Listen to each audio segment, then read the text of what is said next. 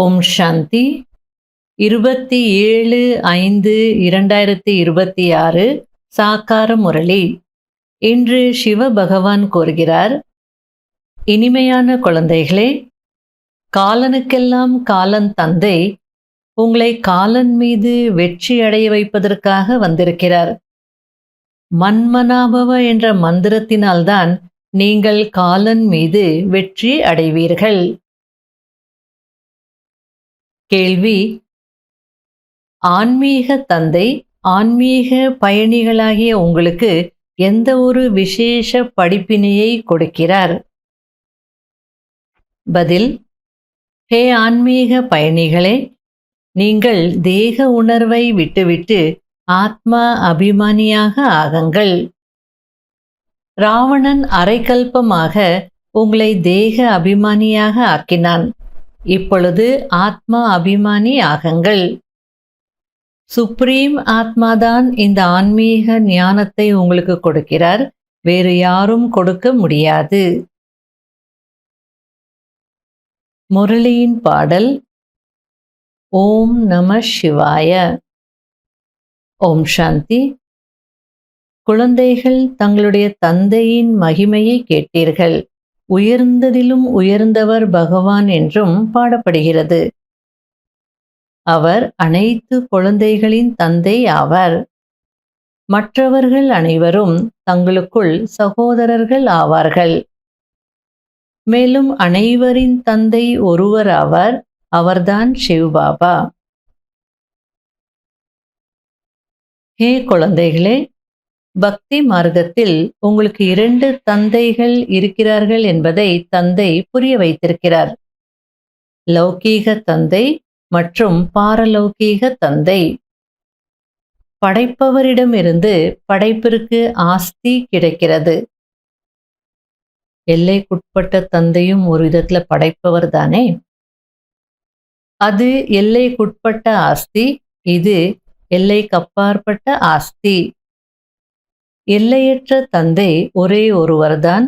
அவரிடமிருந்து எல்லையற்ற ஆஸ்தி கிடைக்கிறது. அவர் நிராகாரர். அவருடைய பெயர் பரம்பிதா பரமாத்மா சிவன் என்பதாகும். அவர்தான் அனைவருக்கும் சத்கதி கொடுப்பவர்.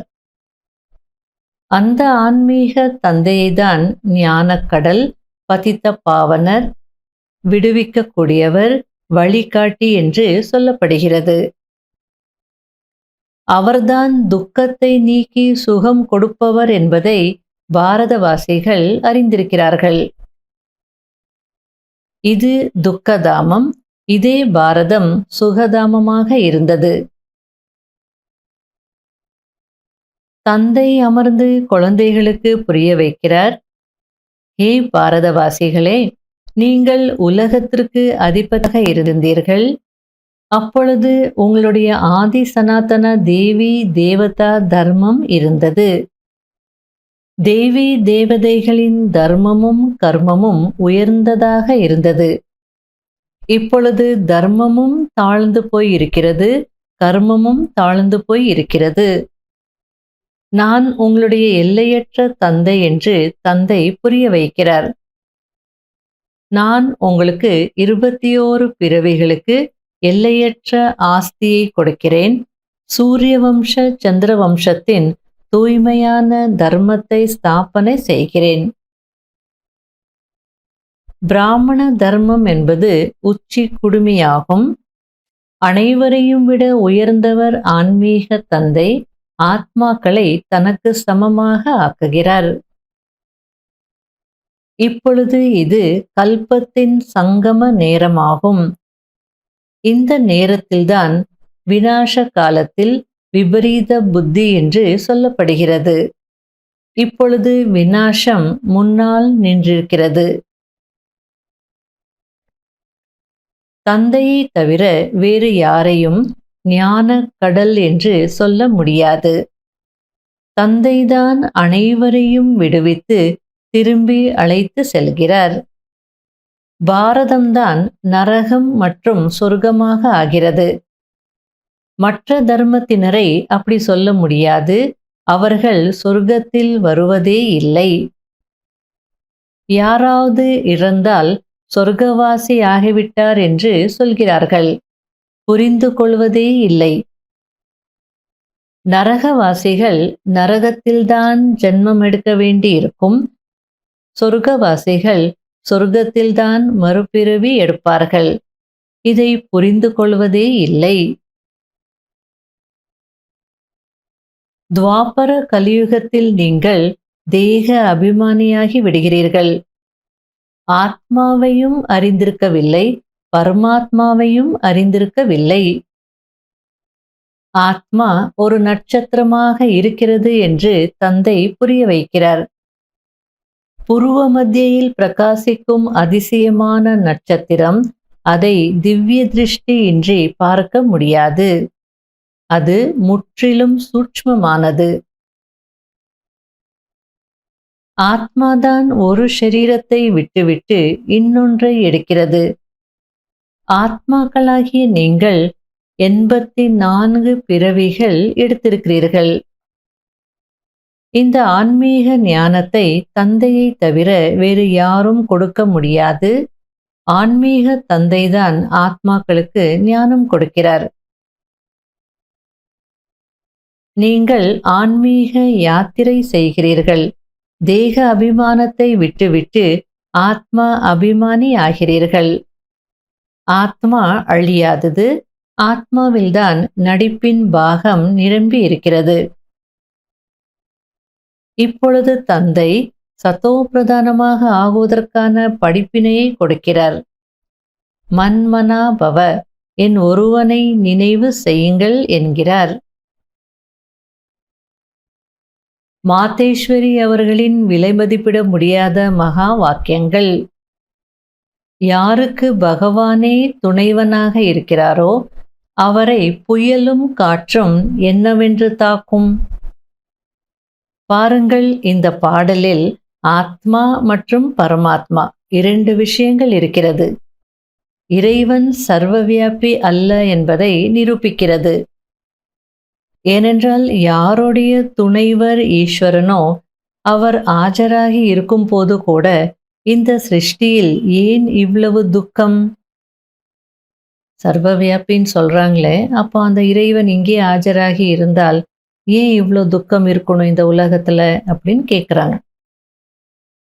மனிதர்கள் ஏன் இவ்வளவு ஏழைகளாக இருக்கிறார்கள்?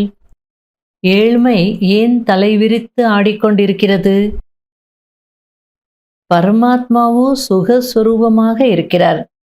எனவே பரமாத்மாவை சர்வவியாபி என்று சொல்வது பரமாத்மாவை அவமதிப்பதாகும். பகவான் ஆஜராகி இருக்கிறார் என்றால் உலகம் சுகஸ்வரூபமாக இருக்க வேண்டுமா, இல்லை துக்கத்தின் ரூபமாக இருக்க வேண்டுமா? பிறகு பரமாத்மாவை கூப்பிடுவதற்கான அவசியம் என்ன இருக்கிறது?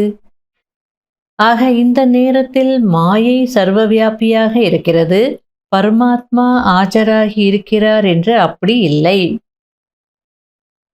பரமாத்மா ஒரு முறை மட்டும் சங்கமத்தில் வருகிறார். அப்போது அவரை ஆஜராகி இருக்கிறார், பார்த்து கொண்டிருக்கிறார் என்று சொல்ல முடியும். மற்றபடி அவருடைய நினைவு அனைவருடைய இதயங்களில் அவசியம் வியாபித்திருக்கிறது. ஷரீரத்தை இயக்கக்கூடிய சக்தியோ ஒவ்வொருவருக்குள்ளும் விதவிதமான சம்ஸ்காரம் கொண்ட ஆத்மா தானே தவிர பரமாத்மா அல்ல. இப்பொழுது பரமாத்மாவின் துணையை ஏன் பெற்றிருக்கிறீர்கள் என்பதை சிந்திக்க வேண்டும். இந்த மாயையின் புயல் மற்றும் சூறாவளியை கடந்து செல்வதற்காக. அப்படியென்றால் கண்டிப்பாக மாயையின் புயல் என்று ஏதோ ஒன்று இருக்கிறது. அதை கடந்து செல்வதற்காக அந்த பரமாத்மாவின் துணையை ஆத்மாக்களாகிய நாம் கேட்கிறோம். ஒருவேளை அவர் ஆஜராகி இருந்திருந்தார் என்றால் மாயையின் குழப்பமும் இருந்திருக்காது. அவருடைய துணையை அடைவதற்காக நினைவு செய்ய வேண்டியதும் இருந்திருக்காது. ஆக இந்த விளையாட்டில் ஆத்மாக்களாகிய நாம் மற்றும் பரமாத்மா இருவருக்கும் பாகம் இருக்கிறது. எனவே எப்பொழுது பரமாத்மா வருகிறாரோ அப்பொழுது அவருடைய முழுமையான துணையை பெற்று அவருடையவராக ஆகிவிட வேண்டும். அப்பொழுதுதான் மாயையின் புயல்களிலிருந்து விடுபட முடியும். அவர் அனைவருக்கும் சுகமளிக்கும் வள்ளலாக தான் இருக்கிறார். ஆனால் யார் நடைமுறையில் அவருடைய துணையை பெறுகிறார்களோ அவர்களுக்கு தான் அவருடைய துணை கிடைக்கிறது. எனவே அந்த குழந்தைகளுக்கு கூடுதலான பிராப்தி ஆகிறது. அதாவது உலகத்தில் இருக்கக்கூடிய எல்லாருமே இறைவனுடைய குழந்தைகள் தான். ஆனால் பிராப்தி யாருக்கு கிடைக்குது? யார் அவருடைய துணையை பெறுகிறார்களோ அவர்களுக்கு தான் அவருடைய துணை கிடைக்கிறது. அப்படின்னா என்ன அர்த்தம்? யார் பாபாவை புரிஞ்சுக்கிட்டு அவருடைய ஸ்ரீமத் படி அல்லது அவருடைய வழியில நடக்கிறாங்களோ, பிராக்டிக்கல்ல சர்வ சம்பந்தமும் நீதான் பாபான்னு வாழ்றாங்களோ அவங்களுக்கு தான் பிராப்தி ஆகுது, துணை கிடைக்குது அப்படின்னு சொல்லி மம்மா சொல்லிட்டு இருக்காங்க. அவர் உலகத்தில் ஆஜராகி இருக்கிறார் என்றாலும் கூட ஆச்சரியமாக இருக்கிறது. உலகம் அவரை அறியாத காரணத்தினால் அவருடைய துணையை பெறுவதில்லை. ஒருவேளை இறைவனுடைய முழுமையான துணையை பிடித்து கொண்டார்கள் என்றால் அவர் உதவி கொடுப்பதில் பிரபலமானவர். அதாவது பகவான் இப்போ இங்க ஆஜராகி இருக்கிறார். முழுமையாக அவருடைய துணையை நம்ம பிடிச்சிட்டோம் அப்படின்னா அவர் உதவி கொடுப்பதில் பேர் பெற்றவர் அப்படின்னு மம்மா சொல்லிட்டு இருக்காங்க. ஒருவேளை நீங்க பிடிச்சிட்டீங்கன்னா அவ்வளோ உதவி கொடுத்துட்டே இருப்பார். நீங்கள் ஒரு அடி முன்னால் எடுத்து வைத்தால் 10 அடி முன்னுக்கு வருவீர்கள் என்று கூறுகிறார். அதாவது இது எப்படிப்பட்ட நேரம்? இறைவன் ஆஜராகி இருக்கக்கூடிய நேரம். அவருடைய துணையினால நீங்க ஒரு அடி எடுத்து வச்சீங்கன்னா ஆட்டோமேட்டிக்கா 10 அடி முன்னுக்கு வந்துருவீங்க அப்படின்னு மம்மா சொல்லிட்டு இருக்காங்க. ஆக அவர் முழுமையான ஆஸ்தியை கொடுக்கிறார். அதில் கொஞ்சம் கூட குறை இருக்காது. நல்லது. ஓம் சாந்தி.